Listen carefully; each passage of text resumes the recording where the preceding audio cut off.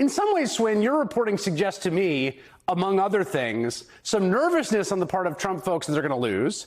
And once again, trying to lay the groundwork ahead of a possible loss to just reject a loss by any means necessary. Tell us what your reporting indicates about the plan for Pennsylvania.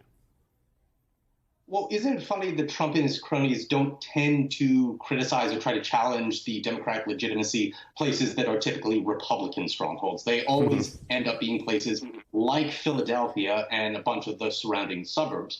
But I digress. To answer your question, what we reported at Rolling Stone is that over the past several months, Trump has convened a number of in-person meetings and conference calls with a variety of Republican attorneys, activists, longtime political allies and operatives, and different organizations, with the express purpose of discussing on these calls and these meetings, okay, if things end up going sideways for us in the 2022 midterm elections, particularly in critical states, he's talked about places like Georgia and in particular Pennsylvania, what are some of these scorched earth legal and courtroom and public relations measures and activist measures that we can take to, quote unquote, stop the steal this time around, so 2022 doesn't become 2020 in a sense. And the reason we know this in our reporting is not just because of people talking to us anonymously about this. As you might have noted in reading our report, much of this is on the record. On the record, yeah. Whom were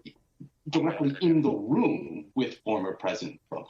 This is something that that they are all very proud of trying to lay the groundwork for, which they might not even need, because of course Republicans could just, end up being declared the winners of the Senate this time around. But it's all a part of engineering from the top down in the Republican Party, from Trump to the RNC, to basically all of them, a heads I win, tails you lose scenario for Democratic voters in this country. Yeah, and I should note here, I mean, there was a lot of down the block, tough, chesty, celebration in your piece of how tough they are in planning for this. These are, like I said, these are impotent losers largely.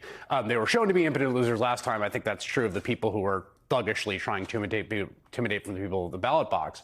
But the deeper point, Julie, is this.